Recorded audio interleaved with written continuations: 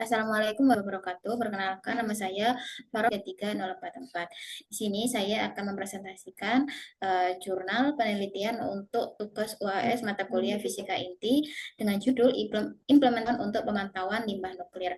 Nah, di sini dalam jurnal ini berfokus pada pemanfaatan teknologi sensor berbasis foton untuk mendeteksi radiasi dari limbah nuklir secara akurat, meningkatkan performa sensor untuk penggunaan praktis.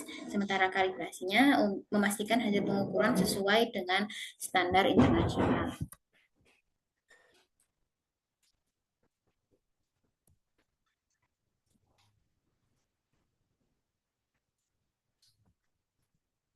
Adapun outline yang akan dibahas nanti yaitu abstrak, pendahulu pembahasan, dan kesimpulan.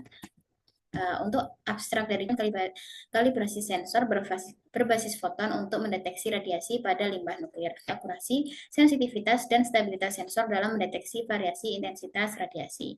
Hasil menunjukkan kesalahan kurang dari 5% setelah melakukan kalibrasi yang menunjukkan sensitivitas yang optimal terhadap perubahan intensitas radiasi. Ini berpotensi digunakan dalam pemantauan limbah nuklir dengan performa yang melatar belakangi dari jurnal ini yaitu limbah nuklir pertama yaitu sinar gamma.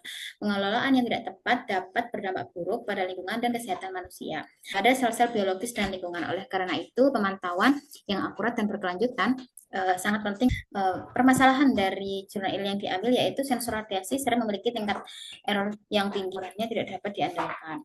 Nah, tingkat error ini dapat bervariasi tergantung pada kondisi lingkungan dan tujuan menghasilkan sensor yang lebih akurat dan akurasi yang lebih tinggi. Kita dapat meminimalkan risiko kesalahan deteksi radiasi dan meningkatkan keselamatan fasilitas nuklir. Kode dari jurnal penelitian ini yaitu untuk desain penelitian, eksperimen ini dilakukan dalam kondisi simulasi menggunakan sensor. Simulasi ini dirancang untuk meniru situasi nyata di fasilitas penyimpanan limbah nuklir. Untuk instrumen yang digunakan foton energi tinggi. Sumber radiasi standar yang digunakan untuk kalibrasi yaitu cobalt 60. Detektor scintillation ini bekerja dengan prinsip foton yang diterima diubah menjadi cahaya yang dapat diukur. Kemudian menggunakan pertama titik 0 dan titik maksimum. Untuk titik radiasi 0 di lingkungan bebas radiasi. Nah, hal ini penting untuk memastikan bahwa sensor dapat membedakan antara latar belakang clear. Untuk titik maksimum, sensor dikalibrasi pada tingkat intensitas maksimum yang sensor dapat mengukur radiasi dalam rentang yang luas dan memberikan hasil yang akurat pada berbagai tingkat intensitas. Dan akurat yang berarti bahwa sensor dapat memberikan hasil yang konsisten dan dapat untuk prosedur dari pelaksanaan dan validasi. Untuk bagian persiapan sendiri, yang pertama sensor dipasang dan diuji untuk memastikan bahwa sensor berfungsi dengan baik. Sumber radiasi cobalt 60 ini diatur pada berbagai tingkat intensitas untuk menguji rentang kerja deteksi sensor. Nah, bagian pelaksanaan yaitu yang pertama, sensor radiasi pada kondisi tanpa kalibrasi dan setelah tes dari kalibrasi. Yang kedua, data pengukuran direkam dan dibandingkan dengan nilai standar yang kemudian dianalisis untuk menentukan akurasi dan presisi sensor. Yang pertama, menggunakan standar internasional untuk review hasil pengukuran dapat diterima secara global. Menunjukkan keberhasilan kalibrasi. Validasi ini penting untuk aplikasi praktis. Nah, yang ketiga, yang berikutnya analisis data. Jadi data mentah ini dari sensor dinormalisasi untuk menghilangkan pengaruh radiasi.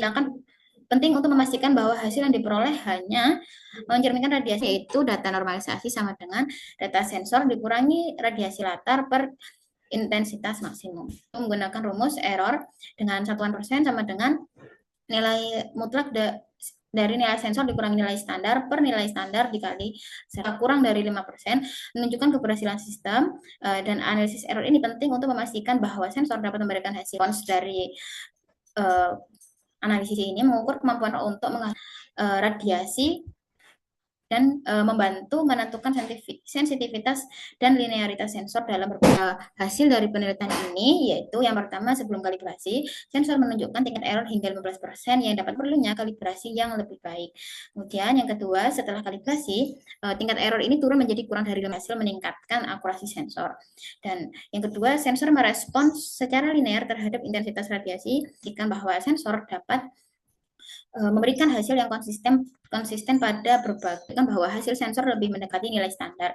Nah, grafik ini membantu memvisualisasikan untuk kesimpulan sementaranya, yaitu kalibrasi ini dapat meningkatkan akurasi dan sensitivitas sensor. Hasil ini menuju pemantauan limbah nuklir dengan lebih baik.